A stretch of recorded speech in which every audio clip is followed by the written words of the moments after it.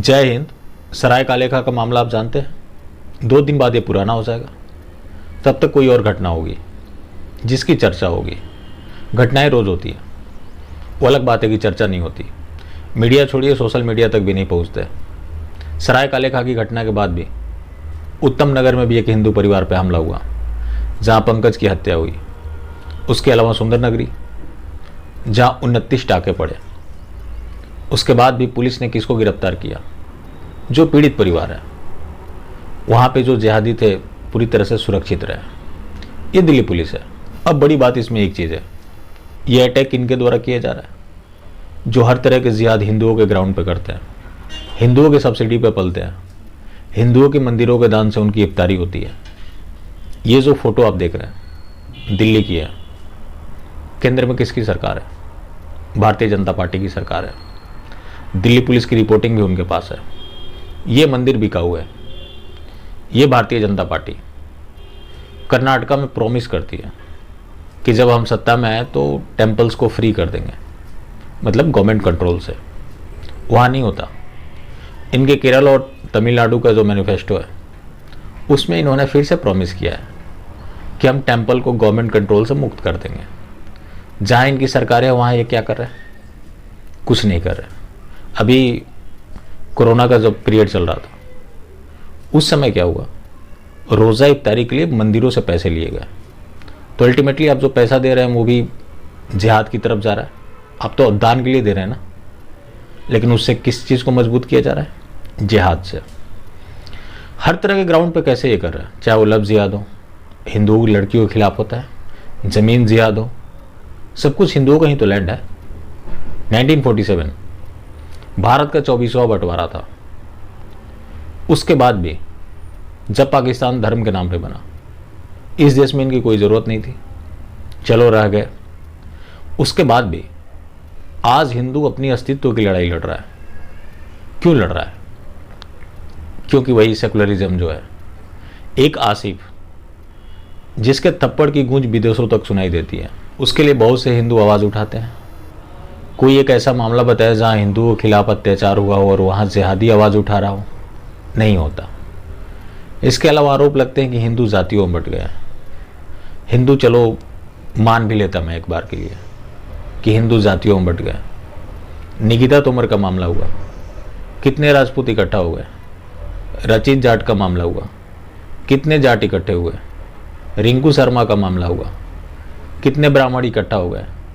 नीतू का हत्या हुआ, वहाँ कितने दलित समाज के लोग खड़े हो गए। सराय कालेखा, यहाँ पे कितने दलित समाज के लोग खड़े हैं।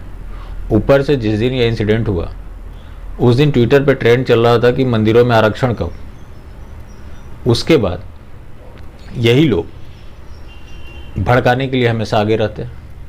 अक्सर आप सुनते हैं दलित मुस्लिम भाई भाई, ये कौन सा ऐसा भाईचारा है?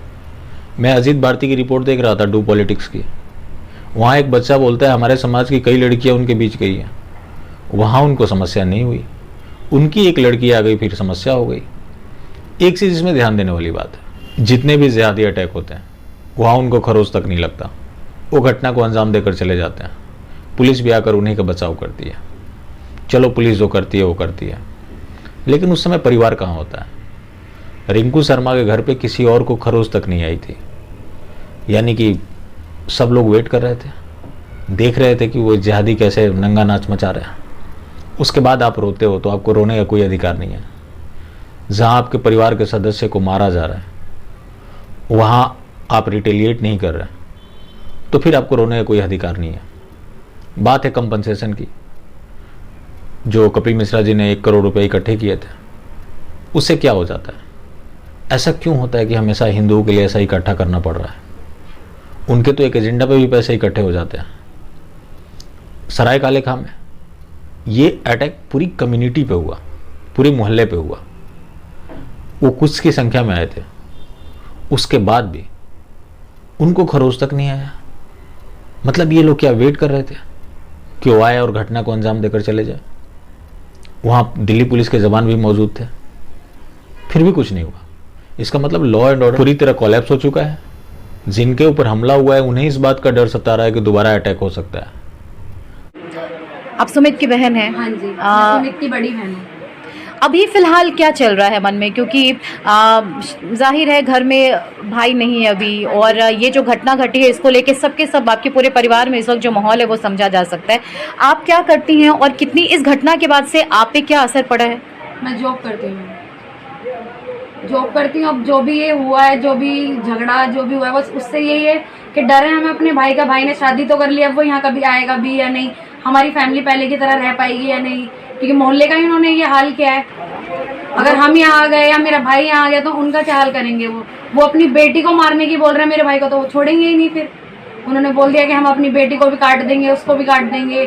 उसके भाई ने बोला मैं इतिहास रच दूंगा, जब तक उसे सफेद कपड़े में नहीं देख लूंगा, अपनी बहन को चैन नहीं लूंगा। हमें तो अपने भाई का बहुत डर है, क्योंकि हमारे 3 भाई बहनों में एक ही भाई है। कल को उसे कुछ हो गया, हमें तब भी कुछ हासिल नहीं होगा, और भाई की वाइफ को कुछ हो गया तो हमें तब भी कुछ हासिल नहीं होना।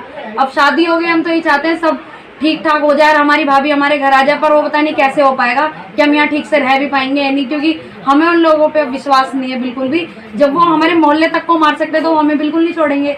उन्होंने बोला था इनको यहाँ रहने ही नहीं देंगे, पड़ोसियों से बोला था उनको खबर पहुंचाओ कि वो यहाँ आ ना जाए रहने। बाहर निकलना हो पा रहा है इस माहौल में? अब तो जॉब वॉब कुछ नहीं, 1 हफ्ते से मैं घर ही हूँ। तो वहाँ से आपने उनको इन्फॉर्म किया? मेरी बड़ी बहन को बोला था कि छोड़ूंगा नहीं तुम्हें, छोड़ूंगा। ये कब की बात है? घटना के पहले की तारीख को, जिस दिन लड़ाई हुई है, हाँ। उस रात से जब वो थाने में पेशी थी, उस टाइम वो थाने में ही थे। पहले जितने भी लोग दंगा करने वाले थे वो सारे पहले थाने में ही थे। तो लड़की के भाई ने मेरी बहन को धमकी दी थी कि तुम्हें छोड़ूंगा नहीं। तो उस बात से जब बहन को धमकी दे सकते हैं तो मेरे को भी कुछ ना कुछ कर सकते हैं। मतलब आसपास के लोगों की सहानुभूति, आसपास के लोगों का साथ मिल रहा है? आसपास के लोगों का सबका साथ मिल रहा है। चलिए। लेकिन अपराधी खुले में घूम रहे हैं। पुलिस एश्योरेंस जरूर दे रही है कि पूरी प्रॉपर सिक्योरिटी दी जाएगी, लेकिन समाज ये कहाँ सोया हुआ है? आप कब तक सिक्योरिटी में रहेंगे? आप मेजोरिटी है तब ये कंडीशन है। भविष्य के बारे में आप क्या सोचते हैं?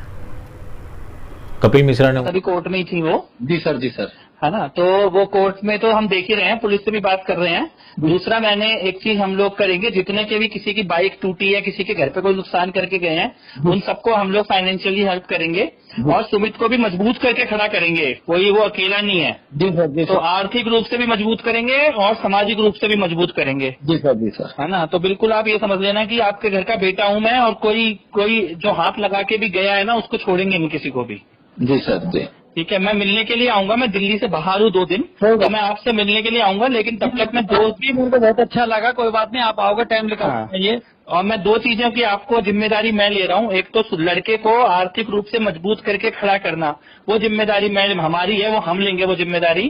कोई उसकी सुरक्षा पे खतरा ना आए, वो भी जिम्मेदारी लेंगे, और जितना और गली मोहल्ले में नुकसान हुआ है उसकी भी भरपाई करेंगे सबकी। जी सर, है ना, आप बिल्कुल निश्चिंत होके, और मेरा नंबर ले लीजिए विनीता जी से। कभी भी आपको कोई भी बात लगे, आप मेरे को तुरंत फोन कर सकते हैं, कभी भी। जी हाँ ठीक है। मैं चाहता हूँ कि देखो हमारा जो मेरी स्थिति आर्थिक ठीक नहीं है। मैं गरीब आदमी हूँ। कोई बात नहीं, बच्चे ने जो शादी की है वो पहले मैंने 6 महीने पहले उनको इन्फॉर्म कर रखा था कि आप लड़के से शादी करना चाहती है। मेरी इसमें कोई गलती नहीं है।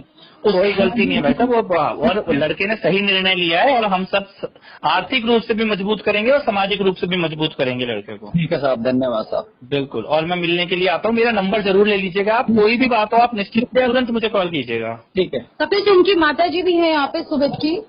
हाँ एक बार जरा, ये कपिल मिश्रा जी।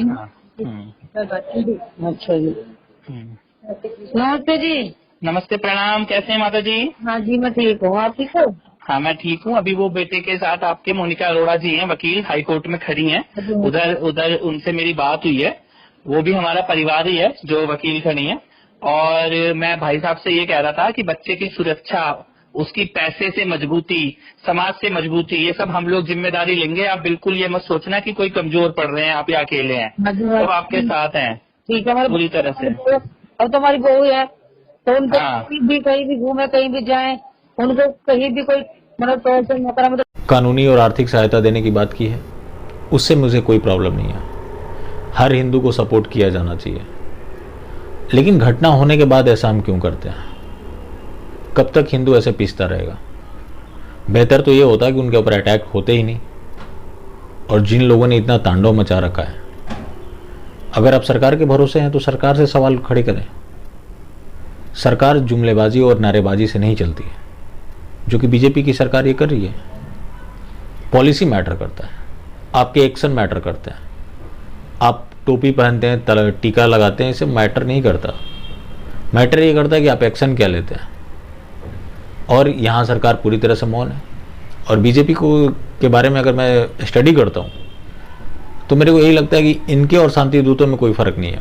जैसे उनकी अलग अलग टोलियाँ बनी हुई है, कोई घटना को अंजाम देता है तो कोई जाकर वहाँ पे भाईचारे की बात करता है तो कोई कानूनी मदद करता है। बीजेपी के भी वही कंडीशन है, इसमें भी दो पार्ट्स बने हुए हैं।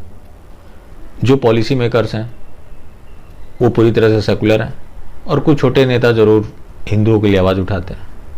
तो ये दोगलापंथी कब तक चलता रहेगा और हिंदू समाज इसको कब तक टॉलरेट करता रहेगा। बाकी पसंद आई हो तो ज़्यादा से ज़्यादा लोगों तक शेयर करें। फिर मिलते हैं। जय हिंद।